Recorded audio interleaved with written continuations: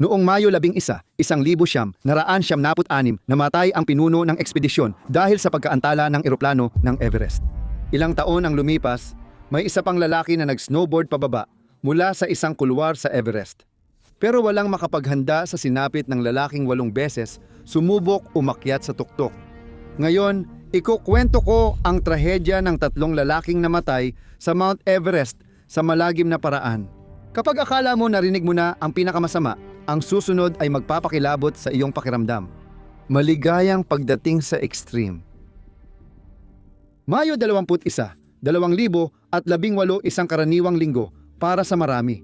Pero si Nobukazu Kuriki ay may mas matapang na mga plano. Para matupad ang pangarap niyang marating ang tuktok ng Everest, kailangan mong maintindihan ang dedikasyon niyang ibinuhos dito. 6 na taon na ang nakalipas, sinubukan ni Nobukazu akyatin ang Everest, pero isang daliri na lang ang natira sa kanya. 2 araw siyang nagtagal sa isang bitak ng yelo sa taas na 27,000 talampakan, kulang na lang ng 2,000 at 29 talampakan para marating ang pinakatuktok. Kahit nawala ng 9 na daliri si Nobukazu dahil sa frostbite, hindi pa rin siya sumuko. Hindi iyon unang o ikalawang pagtatangka niya. 7 beses na siyang sumubok abutin ang tuktok at ngayon sa ika-8 beses, dala niya ang maraming taong karanasan. Si Nobukazu ay isang batikang Hapon na umaakyat ng bundok, kilala sa kanyang mag-isang pag-akyat, lalo na sa bundok Everest. Mas gusto niyang umakyat ng bundok tuwing taglagas kaysa tagsibol, kahit mas delikado, di tulad ng karamihan sa komunidad. Gusto ni Nobukazu iyon dahil mas may tsansa siyang umabot sa tuktok mag-isa. Sinabi niyang umaakyat siya para sa kapayapaan, pero bukod sa madalas niyang pag-akyat tuwing taglagas, sinusubukan din niya ang mahihirap na ruta gaya ng West Ridge at Hornbeam Kulwar na bihira lang akyatin. Tumanggi si Nobukazu gumamit ng supplemental oxygen sa halos lahat ng pagsubok niya, kaya naging mas mahirap pisikal at mental ang kanyang mga ekspedisyon. Pero may kakaiba ngayon. Pumunta siya sa Everest ngayong tagsibol, ngunit natakot ang grupo sa kanyang dedikasyon at hiniling na huwag muna siyang sumama. Nangako si Nobukazu na babalik siya kung may mali at laging magbabalita sa kanila. Nagsimula si Nobukazu ng kanyang karaniwang linggo ng umaga paglalakbay. Ngayon ay idinodokumento na niya ito sa Facebook. Lampas Camp 1 na siya at paakyat ng Camp 2 nang mapansin ang pagbabago ng panahon. Sanay na si Nobukazu sa matinding panahon sa Everest dahil lahat ng dati niyang pagsubok ay nauwi sa sobrang lamig at malalakas na hangin. Si Nobukazu ang tunay na halimbawa ng determinadong tao. Noong 2015, siya ang unang nagtangkang umakyat sa Everest matapos ang lindol na pumatay ng 19 at sumugat ng 61 sa base camp. Ang aksidenteng iyon ang pinakamalalang trahedya sa kasaysayan ng Everest. Hindi natinag si Nobukazu at nagpatuloy sa pag-akyat habang nagpapagaling pa ang ibang mountaineers. Nang mapansin niyang lumamig, hindi siya nabahala at nagpatuloy, determinado sa pag-abot sa tuktok ng mundo. Gayunpaman, lalo pang bumaba ang temperatura at humina ang loob ni Nobukazu, kaya bumalik siya at nagsimulang bumaba, isang maliit na liko sa tren ng kaguluhan. Sumali sa extreme na komunidad para sa early access sa videos at exclusive polls. Sumali ka sa amin sa Patreon. Ano nga ba talaga ang nagtulak kay Nobukazu para simulan ang kanyang pagbaba? Maaaring dahil kulang siya ng kinakailangang mga bahagi ng katawan para ipagpatuloy ang kanyang pag-akyat. Kapag pumalpak ang lahat, saan kakapit ang daliri? Kung magpatuloy ang pagbuo ng yelo, hindi niya magagamit ang ice axe para makalabas. Siguro, dahil naramdaman niyang magkakasakit siya, bumaba lang siya para maghanap ng kuweba na mapagpapahingahan bago magpatuloy. Matindi ang lamig at parang nalulunod sa bawat hinga dahil sa manipis na hangin. Nagtiis siya, umaasang magdadala ng lakas ang bagong araw. Sa huli niyang Facebook post, sinabi niyang nararamdaman niya ang sakit at hirap ng bundok na ito. Napansin ng kanyang grupo sa base camp ang post na ito. Una, tumingin sila sa ibaba para makita kung bukas pa ang headlamp niya. Nang mapansing patay na ito, nagsimula silang kabahan. Nag-try din silang kontakin siya sa radyo, pero bigo lahat ng attempt. Kaya kinabukasan, Lunes ng umaga, nagsimula silang hanapin siya at hindi nagtagal, natagpuan ang kanyang katawan sa Camp 2, mga 4,600 talampakan ang baba, ang pinakamalaking pangarap ng kanyang buhay. Ang opisyal na sanhi ng kanyang pagkamatay ay sinasabing altitude sickness at frostbite. Malamang napansin ni Nobukazu na nauubusan siya ng oxygen o nagsusuka, kaya habang bumababa, ang sobrang lamig ay nagdulot ng problema sa kanyang koordinasyon. Doon bumagsak at namatay si Nobukazu. Sa kanyang huling pagtatangka, palagay ko ay napakasama ng sinapit ni Nobukazu dahil palagi siyang nabibigo at hindi kailanman narating ang tuktok ng mundo. Kung akala mo nakakatakot na ang kwentong ito, hintayin mong marinig ang nangyari kay Rob Hall noong 1976. Sikat si Rob Hall ngayon dahil itinampok ang kanyang kwento sa ilang pelikula tungkol sa pag-akyat ng bundok. Noong 1970, kilala na si Rob pero dahil sa ibang dahilan. Pero una, kailangan mong maintindihan kung ano ang kinakailangan para gawin ito. Ang Seven Summits ay ang tawag sa pinakamataas na bundok sa bawat isa sa 7 kontinente. Karamihan sa mga umaakyat na tumatanggap ng hamon na ito ay nagsisimula sa mga mas madaling bundok. Madalas silang magsimula sa bundok Kasusko sa Australia o Kilimanjaro sa Africa. Pagkatapos, unti-unti nilang inaakyat ang mga mas mahihirap na bundok, katulad ng Denali sa Hilagang Amerika, Aconcagua sa Timog Amerika, Elbrus sa Europa, at ang pinakamahihirap na bundok sa taas ng listahan, Vinson sa Antarctica at Everest sa Asia. Bawat bundok ay may kanya-kanyang panganib. Ang ilan ay sapat na kataas para magdulot ng altitude sickness. Ang iba naman ay sobrang lamig at malayo sa kabihasnan.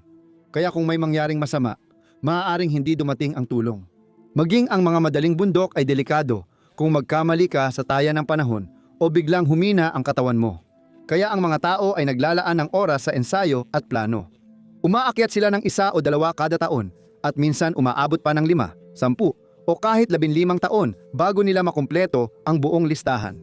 Si Richard Bass ang unang tao na nakaakyat sa lahat ng 7 tuktok pero ginawa niya ito sa sarili niyang bilis, dahan-dahan at tuloy-tuloy, hanggang sa napanalunan niya ang tinutukoy na karera noong 1985. Nang magpasya si Rob na tapusin ang Seven Summits Project sa loob ng 7 buwan, inisip ng iba na nababaliw siya. Kung tingin mo mabigat ang pressure, huwag mag-alala dahil hindi lang 7 buwan ang plano ni Rob para matapos ito. Nagplano sila ni Gary na simulan sa pinakamahirap na bundok papunta sa pinakamadali. Sinimulan ni Rob ang proyekto sa Everest Summit at Disyembre ng taon ding iyon. Naabot niya ang huling summit. Dahil sa misyong iyon, maraming oportunidad ang dumating kay Rob at nagtayo siya ng negosyo sa paggabay. Sa 6 na taon, maganda ang buhay ni Rob. Kasal siya sa mahal niya at may paparating silang anak.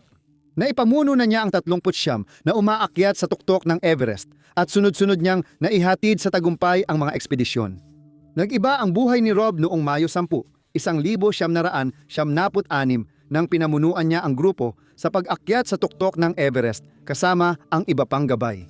Si Doug Hansen ay kliyente at ngayon ay pangalawang beses na niyang narating ang tuktok matapos noong nakaraang taon. Umakyat siya kasama si Rob pero naubusan ng oxygen kaya napilitan siyang bumalik kahit malapit na sa tuktok. Durog ang puso niya at pati na rin ang kay Rob dahil doon. Kaya nang bumalik siya matapos gamitin ang lahat ng ipon niya para sa huling pagkakataon, namangha si Rob. Dahil naalala ni Rob ang tiyaga niya, nagpasya siyang tuparin ang pangarap ni Doug. Patuloy na umakyat ang grupo, oras-oras, hanggang marating nila ang lugar malapit sa tuktok na tinatawag na Hillary Step. Ito ang isa sa pinakamahirap at huling bahagi ng karaniwang ruta paakyat ng Everest. Isang halos patayong pader ng bato, 39 na talampakan ang taas na nasa pagitan ng matarik na bangin at malaking tambak ng nyebe. Ngayon, kapag nakaakyat ka na, 161 talampakan na lang ang natitira para marating ang tuktok. Para makaakyat, dahan-dahan kang gumagapang o gumagamit ng lubid para tumawid sa makitid na pader. Isipin mo na lang na umaakyat ka sa ganong daan habang may kasabay kang bumababa. Para maiwasan ang pinsala, isa lang ang pwedeng umakyat o bumaba sa Hillary Step bawat oras. Dahil dito, madalas magkatrapiko kaya naantala sina Rob at ang grupo niya. Habang naghihintay sila ng turn, lumilipas ang oras at alam ni Rob na mali ang ginagawa niya. Ang patakaran sa Everest, bumalik bago 2:00 ng hapon. Kung hindi ka pa bumaba sa oras na yon, nilalagay mo ang sarili mo sa panganib na maglakad sa dilim, pagod o bagyo, lalo na kung magtatagal ka pa roon. Sa death zone, kulang sa oxygen ang katawan mo at hindi ka mabubuhay. Binilisan ni Rob ang lakad, ngunit naiwan si Doug. Pinanood ni Rob si Doug na nahihirapan dahil sa oras at taas. Hindi niya masabing tama na at bumalik ka na. Bakit mas pinapahalagahan ni Rob ang damdamin niya para kay Doug kaysa ang kaligtasan nila sa pagbaba? Dahil ba ito sa pangalawang beses na umakyat si Doug, nilabag ni Rob ang sariling patakaran at nakarating sa tuktok ng 2:00 ng hapon. Kailangan niyang hintayin si Doug hanggang 4:30 ng hapon.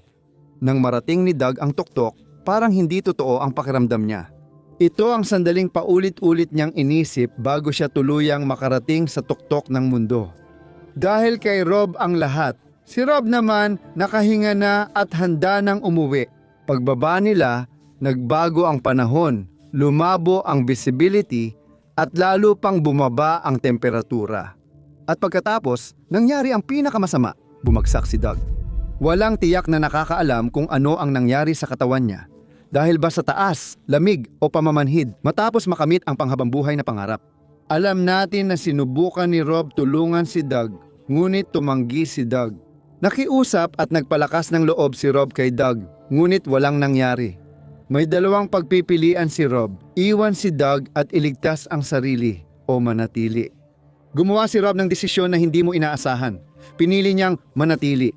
Maaaring dahil sa pananagutan niya sa kliyente o konsensya dahil siya ang nagdala kay Doug kahit alam ang panganib.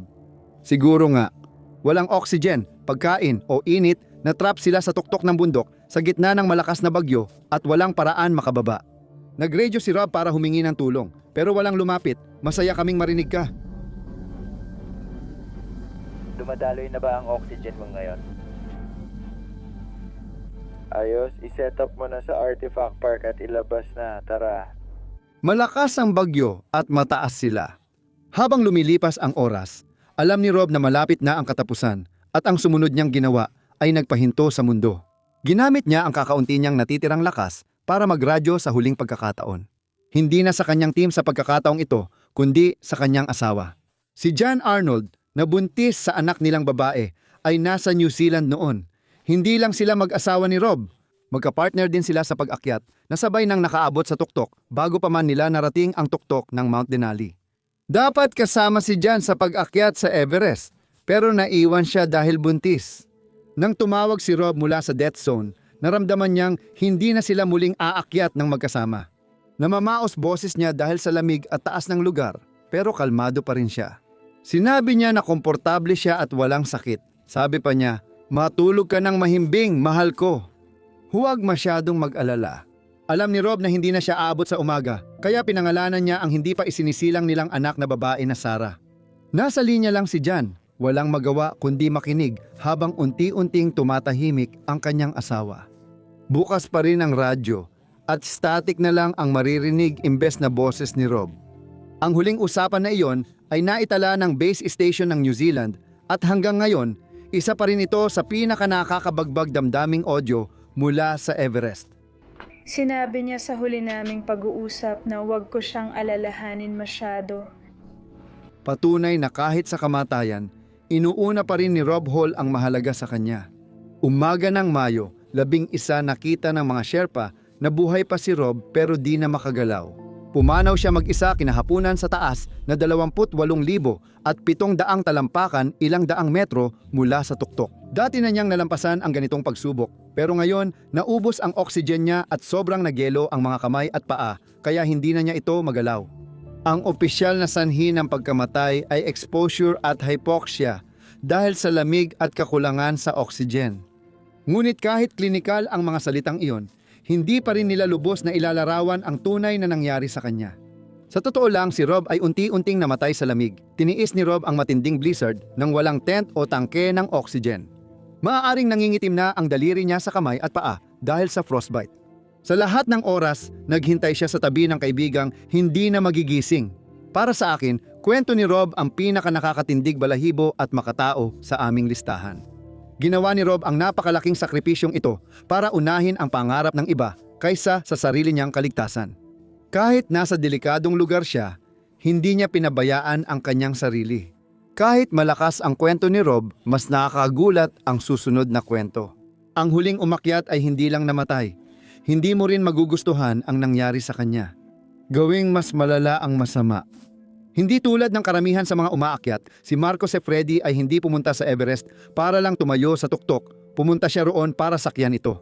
Ipapaliwanag ko, si Marco ay hindi basta mountaineer o snowboarder. Isa siyang kakaibang kombinasyon ng dalawa. Noong 2000 at isa siya ang unang nag-snowboard pababa ng Everest sa Norton Couloir matapos marating ang tuktok mula Hilaga. Mapanganib at matinding biyahe pababa ng 10,000 talampakan gamit ang snowboard. Kahit na ang katawan niya ay nagmamakaawang tumigil siya, nagpatuloy pa rin si Marco hanggang makarating siya sa base camp at naging isang alamat. Gayunpaman, sa loob ng ilang panahon, kinailangan niyang ibahagi ang kanyang parangal sa isang tao na sumubok at nagtagumpay rin sa parehong ginawa ni Marco. Isang araw bago nito, hindi pa kontento si Marco. Palagi niyang pinangarap na mag-snowboard pababa ng Hornbein Couloir at iyon ang dahilan kung bakit siya bumalik noong 2002. Ang Hornbein Couloir ay ibang-iba sa Norton Couloir. Isang matarik na bangin ito sa itaas na kanlurang bahagi ng Everest, malapit sa West Ridge. Hornbein Couloir ang naisip. Isipin mong nasa makitid na patayong libingan ka na napapaligiran ng yelo sa itaas at ibaba. Ang malamig na digmaan ay hindi lang makitid kundi sobrang tarik din. Isa ito sa pinakamapanganib at bihirang ruta sa bundok, lalo na para sa snowboarding. Naniwala si Marco na ito ang tadhana niya. Umalis siya sa bahay sa Chamonix noong Hulyo 2002 ngunit may nangyaring kakaiba noon. Nakalimutan ni Marco dalhin ang kahoy na krus na laging kasama niya sa ritual tuwing umaakyat. Maaaring nagkataon lang o hindi, pero nagpatuloy pa rin si Marco. Lumipad siya sa Kathmandu at nag-check-in sa Hotel Tibet. Doon niya nakilala sina Sherpa Purba Panuru at Da Tenzing na tutulong sa kanya na makarating sa tuktok. Umalis sila noong Agosto 10 patungong Hilaga papuntang Tibet. Nag-overnight si Marco sa Kedari sa hangganan ng Nepal at Tibet saka dumaan sa Nialam papuntang base camp. Walang tao sa Everest dahil hindi maganda ang kondisyon at nakaalis na ang mga umaakyat. Walang makakapigil kay Marco.